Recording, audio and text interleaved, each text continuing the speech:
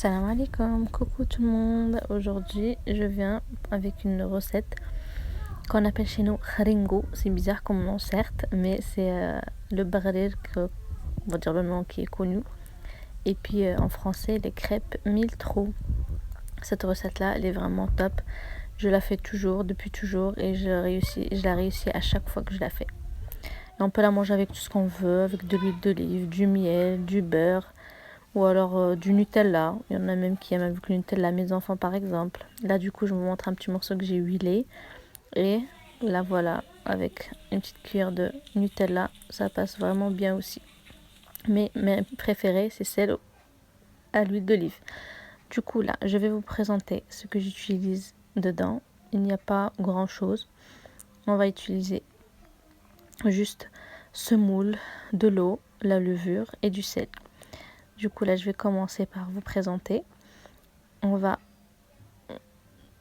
utiliser donc, qu'est-ce que je disais, voilà, 250 g de semoule très fine, un sachet de levure chimique, une grosse cuillère de levure sèche et 450 ml d'eau et une petite pincée de sel.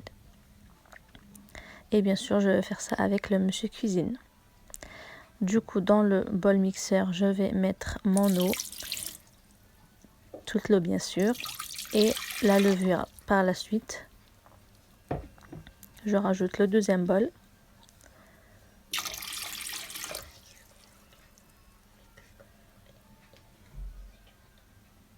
Et voilà, après je rajoute la levure et comme à chaque fois, de toute façon, je vais mettre en marche mon bol pour faire diluer la levure 4 minutes, 37 degrés, vitesse 1 ou 2, comme vous voulez. On entend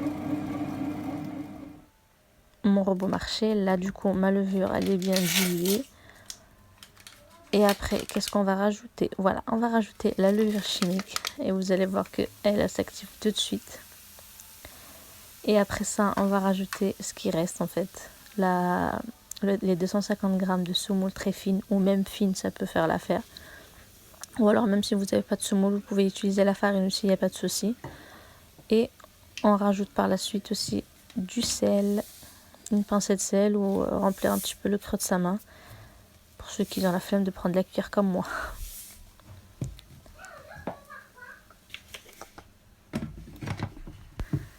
Je ferme donc mon bol et je vais mixer, pas 5 minutes mais juste 2 minutes à vitesse 5, ça m'a suffi. Une fois que la préparation elle est mixée, je vais la verser dans le bol dans le bol verseur. Et je vais la garder, vous devez la garder 15-10 minutes, franchement c'est tout. Moi je l'ai gardé un peu plus au repos parce que j'avais des petites choses à faire et puis le temps de laver le bol mixeur. Donc une fois qu'on la verse, on la laisse donc reposer un petit peu, après on procède à la cuisson.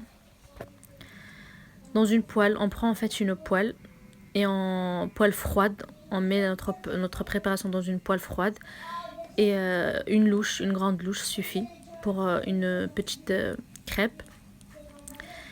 Et après on va voir que les trous se forment. Et une astuce qui est très importante aussi, c'est qu'il faut laver la poêle après chaque utilisation avec de l'eau froide. Il faut que quand on l'utilise, en fait, il faut que la poêle soit froide. Il faut que ce soit une poêle spéciale crêpe mille trous. Il faut vraiment ne pas utiliser autre chose dedans, parce que sinon, entre-temps, ma fille, elle est venue me dire bonne nuit. Du coup, j'ai arrêté. Donc voilà, je disais qu'il ne faut pas utiliser autre chose dedans pour pas que les crêpes s'accrochent dedans. Donc voilà, là je vous montre le résultat final de toutes mes crêpes. Ça m'en a fait 5 grandes et une toute petite. Et regardez-moi ce résultat-là. Franchement, c'est vraiment une vraie satisfaction de voir des crêpes mille trous avec des trous aussi réussis que ça. Du coup, voilà, cette recette, je l'utilise depuis des années et je ne l'ai jamais ratée. Donc essayez-la et franchement, vous n'allez pas être déçus du tout. Bon appétit!